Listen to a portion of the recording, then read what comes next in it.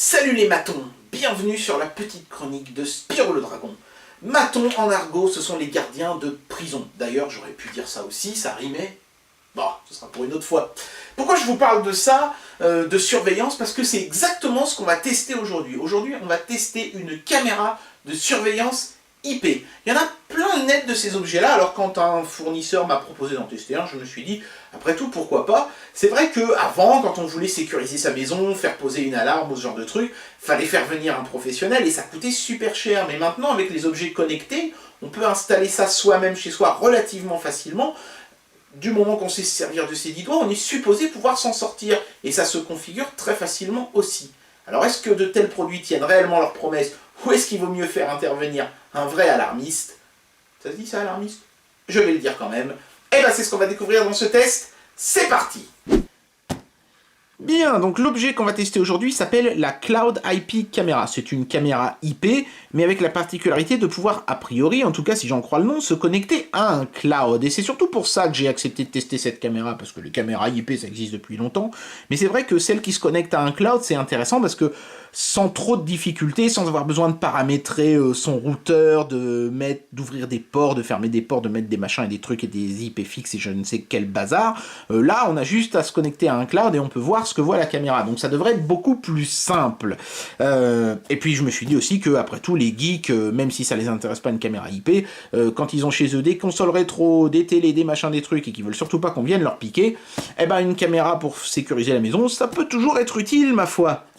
Voilà, donc pas grand chose à dire sur l'emballage qui est assez neutre. On a une photo du produit, on a le nom du produit, sur les côtés également. Ici, on a l'icône d'un nuage, un gros autocollant made in China.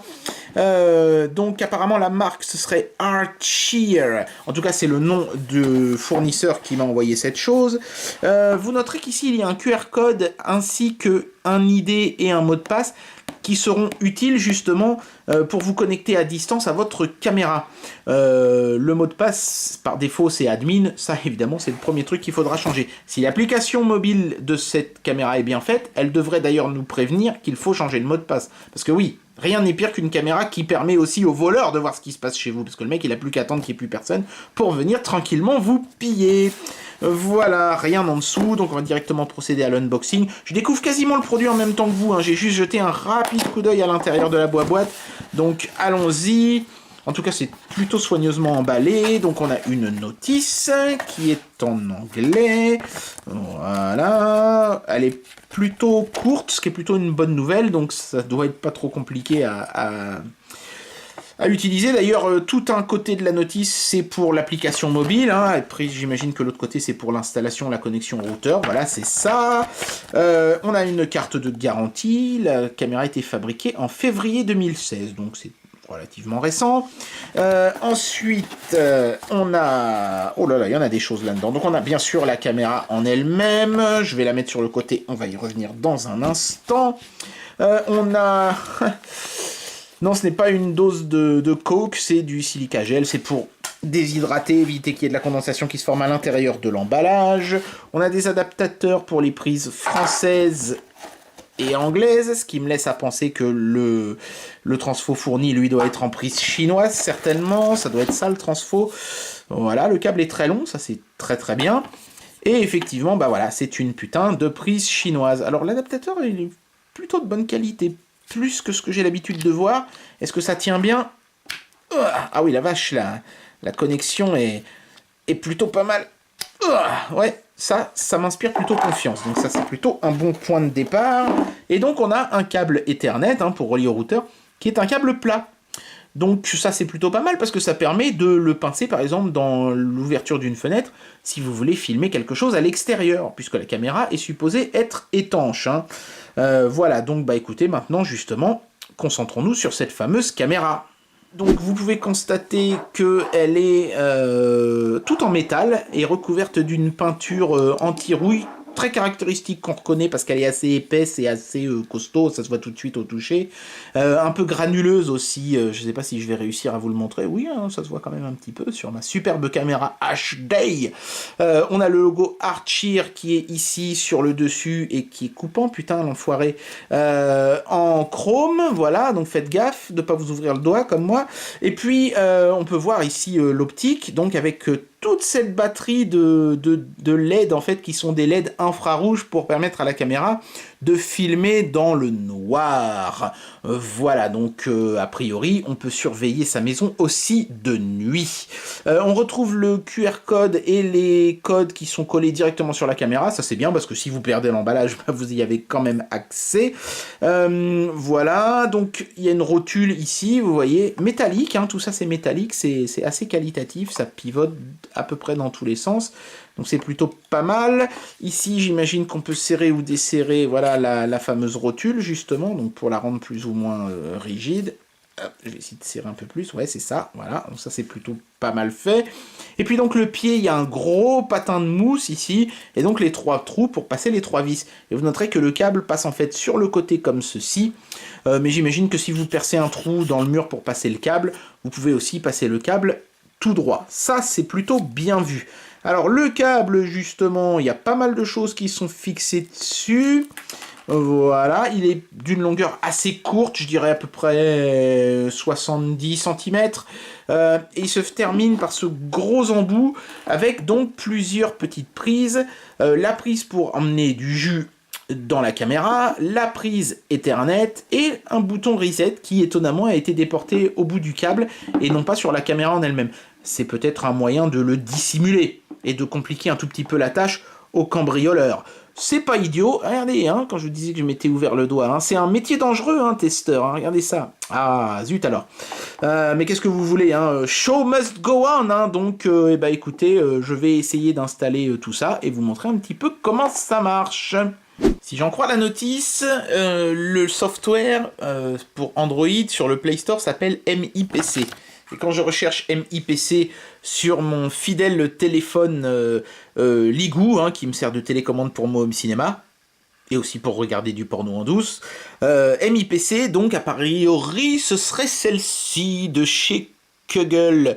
Mais il y en a d'autres en dessous, alors c'est un peu perturbant, mais bon, je vais suivre ce que me dit la notice et je vais installer MIPC. Allons-y.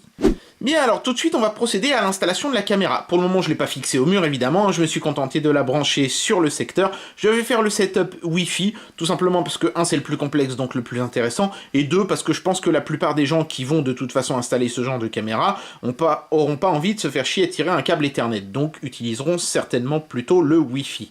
Voilà, donc l'application étant déjà installée sur le téléphone, on va procéder tout de suite au setup. La notice est prête au cas où je me retrouve bloqué, alors c'est parti. Bien, alors il faut obligatoirement créer un compte hein, pour utiliser l'application, ce qui est logique a priori puisqu'il y a un cloud derrière, mais ils sont vraiment pas chiants, hein. Ils vous demandent juste un pseudo et un mot de passe, ils vous demandent pas d'adresse mail, ils vous demandent absolument rien, donc ça c'est plutôt très très cool. Donc si j'ai bien compris, on ajoute les périphériques en appuyant sur le plus ici, voilà, et là on me demande de scanner le QR code de la caméra. Alors, il est directement sur la caméra, donc allons-y.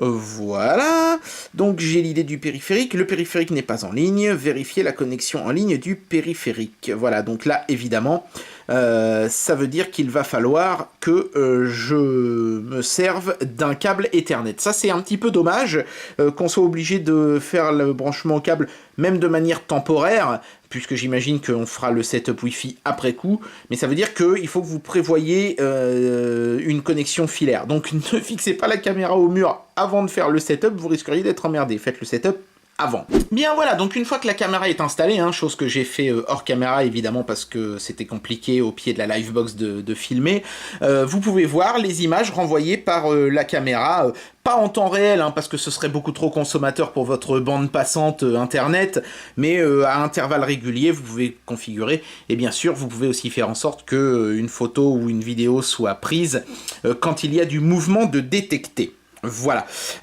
Donc le logiciel est à la fois complet et à la fois basique, je vais vous montrer ça. Mais déjà, en termes de setup, première bonne nouvelle, la première chose qu'on va vous demander, c'est de changer le mot de passe. Vous pouvez voir en haut du screenshot que je viens de prendre, là, vous pouvez lire que le mot de passe a bien été modifié. Ensuite, bien évidemment, il faut vous connecter à votre réseau Wi-Fi. Comme vous pouvez le voir sur le screenshot ici. Et puis une fois que vous avez terminé, vous avez un récap qui vous indique que tout s'est bien passé et que vous pouvez désormais débrancher le Wi-Fi. Donc c'est vraiment 3 étapes simples, très très faciles, très très didacticielles. Et ensuite, vous pouvez être à l'autre bout du monde en 4G et accéder à votre caméra via donc le cloud intégré au périphérique. Donc c'est franchement plutôt sympathique, hein. Donc si vous avez plusieurs caméras, bah, elles vont apparaître en mosaïque ici, mais moi évidemment je n'en ai qu'une, donc c'est celle-ci. Voilà, et là, bah, vous pouvez voir le timecode défiler ici, preuve que c'est bien en train de capturer des images. Voilà, et la qualité de l'image, alors évidemment, je vais pas pouvoir vous montrer parce qu'il faudrait que je bouge la caméra en même temps, ce serait un petit peu absurde, mais elle est vraiment très très très bonne. J'ai été étonné. Même en basse luminosité, par exemple, là vous voyez, c'est dans un coin sombre, hein, vraiment, la box elle est vraiment dans un coin sombre de chez moi, elle n'est pas mise en valeur ni rien. On a l'impression qu'il fait plein jour, donc les petites diodes infrarouges font très très bien leur taf, ça fait franchement plaisir. Après, on a évidemment tout un tas d'options. Donc on va pouvoir changer les mots de passe utilisateurs, on va pouvoir ajouter une nouvelle caméra, on va pouvoir faire tout un tas de réglages, donc c'est surtout ça qui va nous intéresser. On peut recevoir des notifications en cas de mouvement, quand la caméra détecte du mouvement, donc on peut choisir d'avoir soit du son, soit des vibrations, et quelle sonnerie de notification on veut, ça c'est plutôt pas mal. Vous noterez au passage que ça fait très iPhone l'interface de l'appli, y compris sur Android, hein, puisque là je suis sur un smartphone Android. Quand je suis sur la caméra, j'ai accès à un certain nombre de réglages ici en bas. Pseudo et mot de passe, donc ça c'est pour le cloud évidemment. Mot de passe d'invité, ça c'est si vous voulez que quelqu'un d'autre, un tiers, puisse accéder à votre caméra. Par exemple, quand vous partez en vacances et vous voulez que votre voisin puisse zioter ce qui se passe de temps en temps. Si vous lui faites confiance suffisamment, évidemment. Bah, le Wi-Fi, évidemment. L'OSD, c'est-à-dire ce qu'on va voir sur l'écran. La carte SD, bon, ça, c'est à quel endroit vous voulez que les images s'enregistrent, soit dans le téléphone, soit sur la carte SD. Mouvement et notification, c'est ça qui est intéressant, puisque vous pouvez définir une détection de mouvement, voilà. Donc, vous pouvez modifier la sensibilité le jour et la nuit. C'est pourquoi c'est important de mettre un peu moins fort la nuit, parce que comme la luminosité est moindre, il y a un peu de neige à l'image, et donc il ne faudrait pas que la neige soit détectée comme du mouvement, évidemment. Donc ça fait un cliché et un enregistrement, et vous pouvez faire un seul des deux, si vous voulez recevoir juste la photo ou juste la vidéo. Donc ça, c'est plutôt pas mal. Par contre, là où on voit que l'appli est un peu basique, c'est que je peux soit l'activer, soit la désactiver. Je peux pas, par exemple, définir une zone de l'image et lui dire, cette zone-là, quand il y a du mouvement, tu le détectes pas. Ça peut être gênant quand vous filmez en extérieur, par exemple, et qu'il y a une branche d'arbre qui bouge dans le vent, dans le coin de l'écran, vous voyez, comme ici ma main, par exemple, et vous voulez dire à la caméra, cette zone-là, tu ignores, on s'en fout. Là, vous pouvez pas. Ce genre de caméra est trop basique pour pouvoir faire ce genre de truc. Donc, voilà, c'est à la fois complet et à la fois pas suffisamment complet, évidemment. On peut programmer des enregistrements à heure fixe, évidemment. On peut faire un système de jours et d'heures, calibré sur un serveur horaire pour que le timecode de la caméra soit toujours juste, etc. etc. Système, c'est pour mettre à niveau le firmware de la caméra, des choses comme ça. On peut faire un reboot à distance de la caméra aussi, ça c'est plutôt bien vu.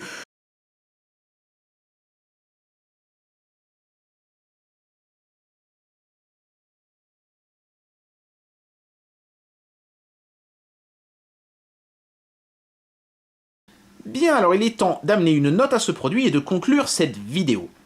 Les caméras IP, ça existe depuis un bail. D'ailleurs, j'en ai une vieille qui traîne, là, je vais vous la montrer. C'est une vieille caméra de chez Trendnet, qui est un peu déboîtée d'ailleurs sur le dessus, là. Je sais pas pourquoi. Non, parce que c'est de la merde, sûrement. Oui, ça doit être ça l'explication. Déjà, pourquoi ils l'ont fait bleu, je sais pas. C'est vachement beau quand vous mettez ça au plafond chez vous, un truc bleu bien visible, qui va bien attirer l'attention.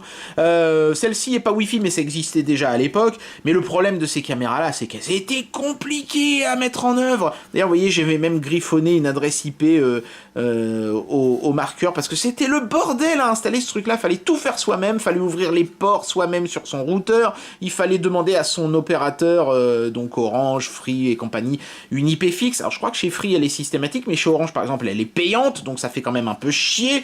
Donc c'était vraiment pas au point, c'était vraiment pas grand public, quoi. Ça s'adressait vraiment à des connaisseurs, à des gens qui sont déjà bien calés en informatique et en réseau. Voilà. Donc pour moi, juger cette caméra, ça veut dire avant tout, juger sa simplicité d'utilisation, parce que oui, elle a une bonne qualité d'image, bien meilleure que celle de 30net d'ailleurs, oui, elle est capable de filmer dans le noir, oui, elle a un système de détection de mouvement efficace, donc tout ça, il n'y a pas de problème. Le vrai problème, la vraie question, c'est est-ce que c'est facile à utiliser? Parce que si vous achetez un produit et qu'ensuite vous mettez des heures, des jours, des mois ou des années à le faire fonctionner correctement, c'est pas très intéressant. Évidemment, ce qu'on veut, ce qu'on attend d'un tel produit, c'est qu'il soit facile à utiliser, qu'il soit convivial, qu'il soit grand public. Et force est de reconnaître que c'est le cas.